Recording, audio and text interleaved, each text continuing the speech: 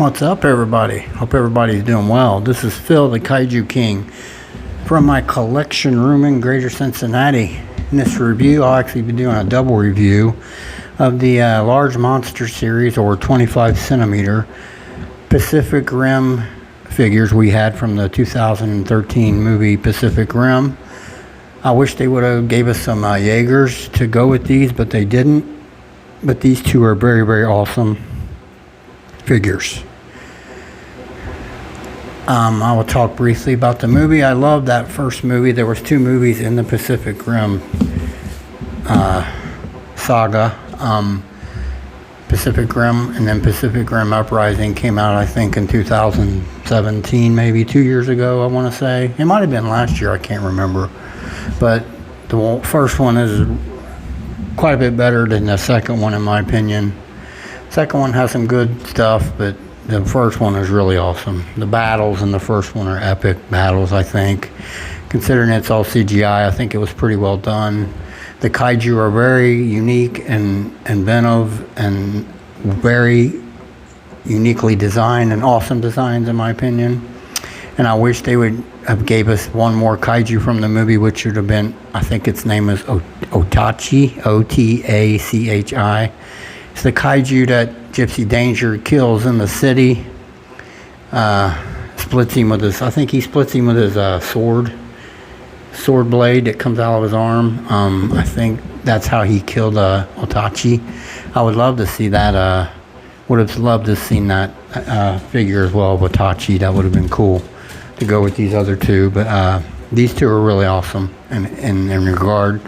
But I love the movie. I love the story in the movie and all that. How the kaiju rise from a breach deep in the ocean, and they start attacking humanity and causing severe damage to humanity. But then the governments of the world decide to build the Jaegers, which are the giant robots, to combat the kaiju, and they beat them back down. And the whole saga is really awesome, and shows a nice story in there of a pilot and stuff, and his struggle with of what the events of what happened to him and his partner at the beginning of the movie when Knifehead attacked, and then his re-entry into the Jaeger program later. It's just a really good story in the movie, I think. The kaiju battles are really awesome. It's just a really well done film. I wish the second one would have been as good as the first one, but that's here or there. I will bring forth Leatherback first, and then we'll do Knifehead. We'll do that right now. And here you be, folks, a large monster series 25 centimeter Leatherback from 2013 Pacific Rim. This kaiju is an awesome big kaiju. He reminds me really of a gorilla. The way he moves, the way he was fighting. He was brutal hand-to-hand combat, and really a dangerous kaiju, but they got handled in the end. But he really is a sight to behold, and he is a level. In the movie, they categorize them as category 2, 3, 4, 5. He was a category 4, I believe, kaiju, if I'm not mistaken. Correct me if I'm wrong. But he is really awesome in the movie. His fight scene with Gypsy Danger is really, really good. He's a big bruising kaiju. He's a grappler. He's a brawler. His movement and reactions are, to me, reminding me of a gorilla type kaiju. He's just an aquatic gorilla, in my opinion, if I had to classify him. As far as this figure, you can see how his pose is even kind of like a gorilla, in my opinion.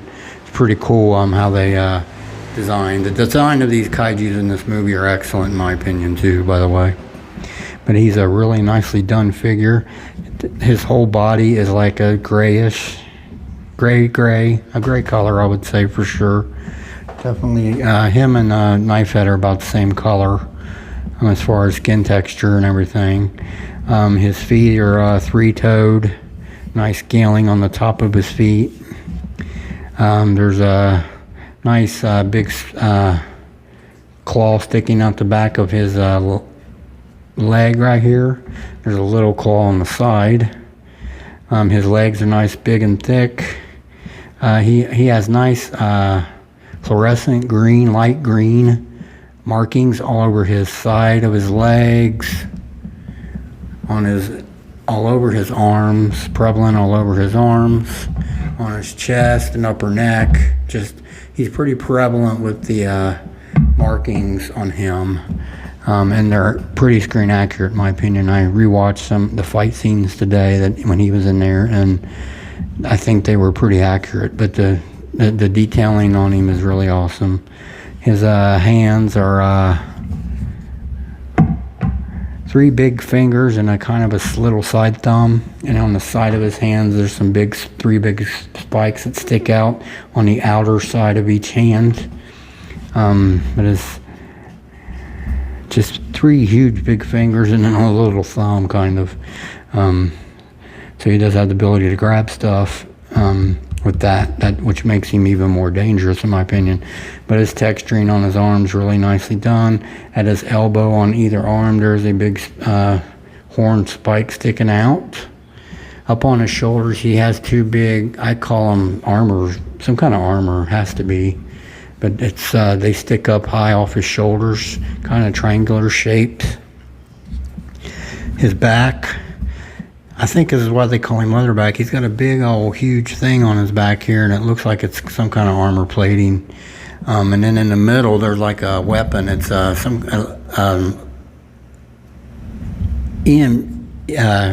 electromagnetic weapon, I believe, if I remember correctly from the movie.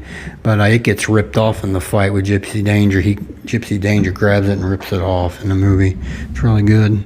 But he's got all kinds of heavy, this is all thick, armor plating on his back, I guess. It looks really cool, though. The texture all over the figure is really nicely done. On his stomach, he had a big old stomach. And, of course, the light green markings, and then nice skin texture on there. He's nice, looks like leather, really. Maybe that's why he's called Leatherback, because all over his skin it looks like it's wrinkled leather, kind of. Maybe that's part of the reason for his name. But on front of his arms and hands, there's these big knotty areas sticking up, which were on his hands in the movie. I got a good look at his hands when Gypsy Danger blew his one arm off when it fell to the ground. You could pause the movie if you paused it, and you could see his hand definition really good. They did a good job with this figure. On top of his upper back and head, he's got these purple like tentacles that stick out, and I think they react violently when he's aggravated or whatever. And in the movie, they glow blue. Then he's got some spiky elements on the upper back and neck here sticking up. Really nicely done. He's got 2 big kind of like plated things on the top of his head here. I think it's just more armor that like fan out and I think it's kind of protecting those blue tentacles on his head. His face is nicely done. He has 6 eyes, 2 very little ones in the front, like right by his nose, 2 in the middle and 2 on the back. Very nice. His mouth is an open roaring mode. Inside of his mouth is a light blue, signifying how they were in the movie when they roared. They were like blue illumination from the inside of their mouth. But it's a really nicely done figure.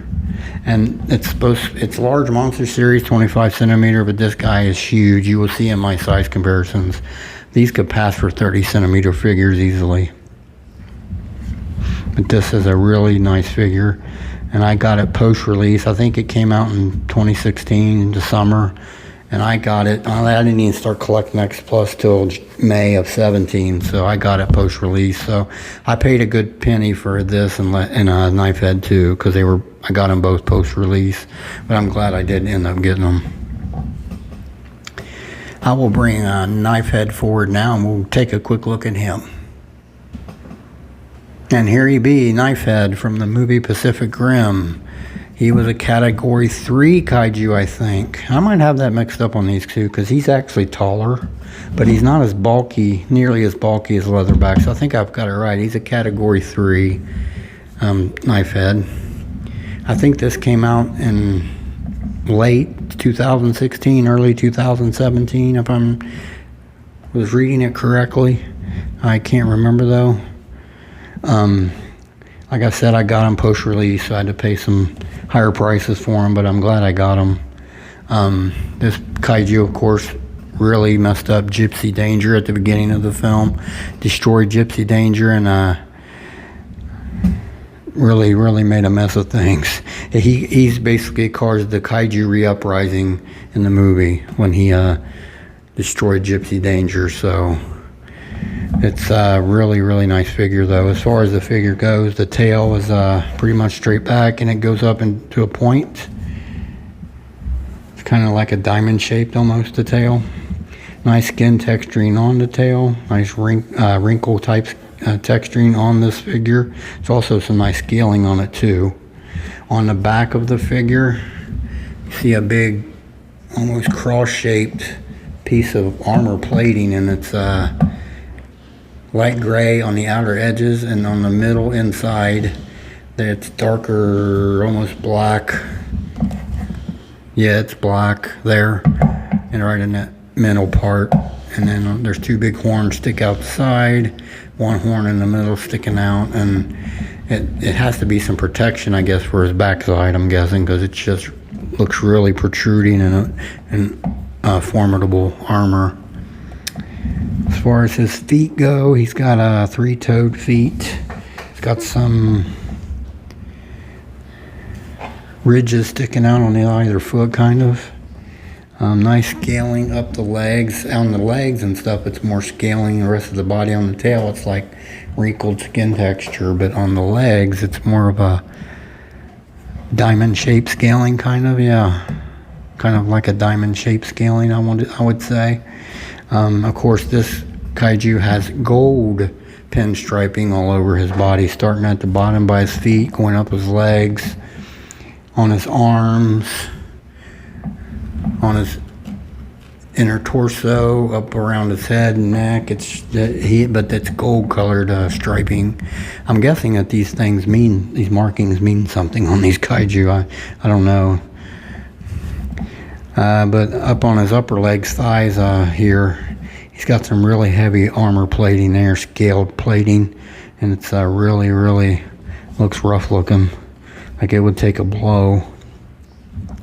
He's got two sets of arms, two inner smaller arms close to the chest, and then two big, huge outer arms that really are huge.